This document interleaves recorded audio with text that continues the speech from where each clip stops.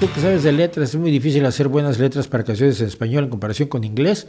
¿O solo estamos acostumbrados a la mediocridad? Estamos acostumbrados a la mediocridad. Porque hay grandes letristas en español. Te pongo Jaime López en el rock mexicano, José Cruz, Sabina, Serrat. Es decir, no. Lo que pasa es que mi teoría de siempre ha sido, primero, que en los momentos en que el rock empezó a funcionar,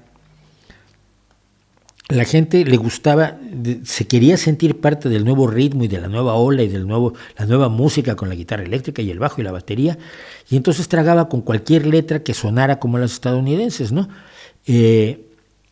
Y la que decía las traducciones era Julissa del Llano, que no eran traducciones, eran todas las canciones, eran igual: mi niña me dejó, ay, pobrecito de mí, ay, ay, ay, qué triste estoy, o ay, ay, ay, cómo te quiero, mi amor. Había letras infectas, y que se me han quedado además carcomiéndome el cerebro, como aquella de pan con mermelada, nada, pan con mermelada y un poco de amor. Es que era siniestro, eso por una parte. Adriano Celentano, por ejemplo, que es un cantautor italiano, una vez hizo una canción que sonaba a inglés, con palabras que no tenían ningún significado. Beautiful beauty, baby. Es irracional. Y tuvo un éxito enorme porque en Italia creían que cantaba en inglés, y lo hizo para demostrarles que eran unos babosos todos. Bueno, pero luego tenemos un problema muy grave. Tenemos grandiosos músicos. En el rock mexicano, por favor, desde los teclados de Lalo Toral, el bajo, ay Dios mío, ¿cómo se llama el bajista? El bajista de Love Army, que era un monstruo. Tenemos unos extraordinarios guitarristas, saxofonistas. México, el rock siempre tuvo, o tendió a tener, sección de metales con su saxofón, en su trompeta y su trombón, y sonaban de maravilla. Unos músicos que se rompían la cara para dominar el instrumento y dominar la teoría musical y hacer unas canciones fantásticas, pero nunca se dedicaron a la letra. No se preocupaban por la poesía. No les interesaba tanto la teoría lingüística como les interesaba la teoría musical. Es lo que yo he visto que ha pasado, porque Rodrigo González es otro gran letrista, no me acuerdo cómo se llama, el de la Camerata Rupestre, es un gran letrista también.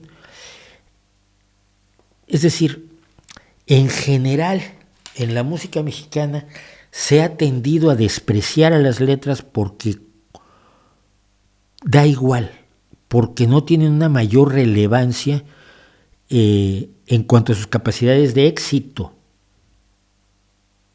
Entonces, el esfuerzo no se exige. Y no me estoy yendo a las letras de Acapulco Tropical o de Chicoche, que tanto le gusta al presidente de la República, no sé por qué. Pero creo que por allí va parte del problema. Pero ha sido lamentable, de verdad, llorador. Oyes. Mira, alguien a quien yo quise muchísimo, me parece además una maravilla en la guitarra, que era Lalo Tex, de Tex-Tex.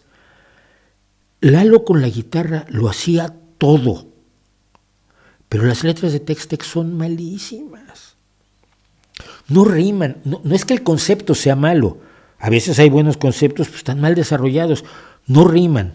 El ritmo de la melodía no tiene nada que ver con el ritmo de la letra. Entonces acabas diciendo mi amor en vez de mi amor, y joven, soy muy joven para ti en vez de soy muy joven para ti, porque no consiguen que los acentos de la música caigan, perdón, que los acentos de la letra caigan en los acentos de la música, que es parte del hacer, del buen hacer de un letrista. Un letrista no es forzosamente un poeta, es alguien que sabe acomodar una serie de conceptos verbales en la superestructura en la infraestructura de la música, o al revés. Yo hacía mis letras y luego se las pasaba a Toño y Toño les ponía música, pero mis letras no iban traicionando el metro o el ritmo de un verso al otro, sino que se mantenían coherentes, y esto permitía que Toño pudiera trabajar sin romperse la cabeza demasiado, ¿no? Y utilizando solamente su enorme talento como pianista. Entonces, eso, yo lo hallo una tragedia, pues una tragedia horrible, porque además, por otro lado, los grandes expertos en literatura en general desprecian la música popular como desprecian la literatura popular, como despreciaban el cómic, era una tropa de exquisitos horrorosa, y entonces tampoco se sentaban a escribir canciones que funcionaran, ¿no? Lo que hacía eso a veces era tomar buenos poemas con cierta estructura musical y ponerles música. Estoy pensando en el soneto El Tiempo de, uy, Dios mío, ¿cómo se llama? Gran periodista, el hombre de la historia de lo inmediato. Sabia virtud de conocer el tiempo, a tiempo amar y desatarse a tiempo.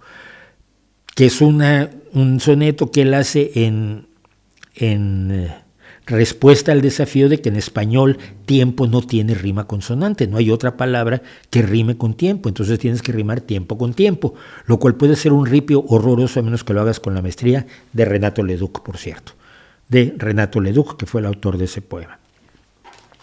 Entonces yo siento que hay un divorcio entre el mundo de las letras y el mundo del rock, del mundo de la música en general.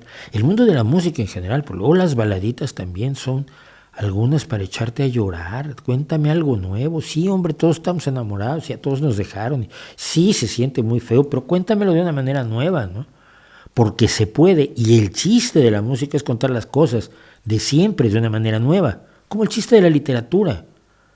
Decía una amiga mía que pues, hay muy pocos temas en la literatura: el poder, el amor, la pérdida, la guerra,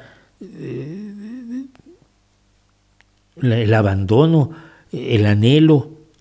Hay un puñadito de elementos esenciales que a los seres humanos nos mueven. Contarlos de manera distinta es la labor del arte, de la literatura, de la pintura, por supuesto de la música. Entonces, yo no sé, a ver, todo esto se resume, no tengo idea, pero más o menos lo he tratado de pensar, pero llevo años de mi vida, reflexionando con pocos frutos, como se puede ver, sobre el tema de las letras de la música en español. Cuando tienes, si puedes tener a alguien como José Cruz o como Jaime López, los demás, si no lo hacen es porque son unos putos vagos, porque podrían hacerlo, porque no son tampoco seres de luz, son gente que se ha trabajado en las cosas. José Cruz y Jaime López. José Cruz llegó a ser profesor de poesía en la Escuela de Escritores de México.